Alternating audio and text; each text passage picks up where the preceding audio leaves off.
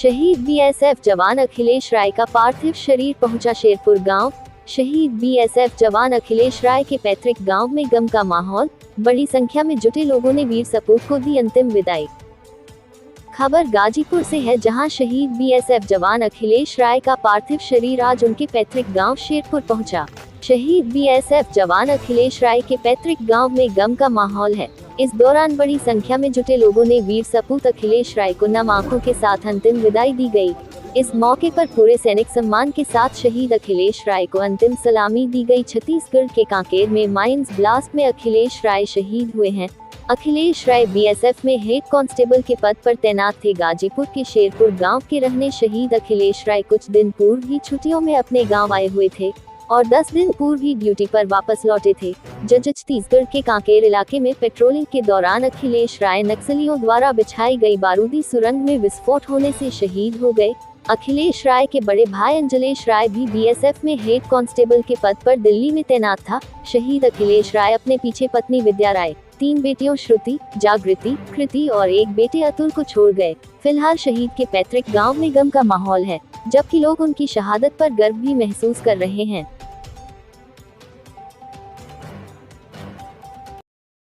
एक बार अपना नाम बता दें। श्रुति राय मेरा नाम है। श्रुति जी, कैसे लाइब्रेरी में मैं पढ़ रही थी, मेरे रिलेटिव का कॉल आया कि आपके पापा का एक्सीडेंट हो गया है।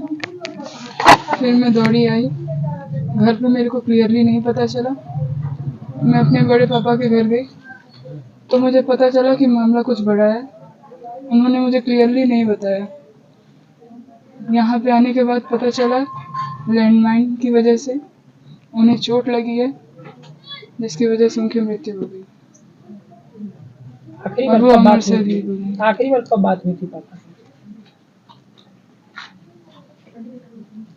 आखिरी बार उससे आधे घंटे 1-2 घंटे पहले हुई थी।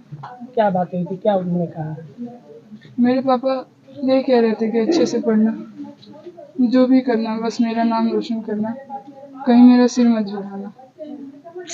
आगे आप क्या करना चाहते हैं कि? आगे हम सिविल सर्विस में। अभी क्या पढ़ाई कर रहे हैं? अभी हम 12th में हैं। देखिए, हमारे जनपद के वीर शहीद अखिलेश राय जी छत्तीसगढ़ में अपने कर्तव्य पालन के दौरान शहीद हुए हैं और ये इस मुश्किल घड़ी में हम परिवार के दुख को बांटने आए हैं, उनको ढाढ़स देने आए थे। और मैं अपने और पूरे प्रशासन की ओर से, राज्य सरकार की ओर से उनको श्रद्धांजलि अर्पित करती हूँ।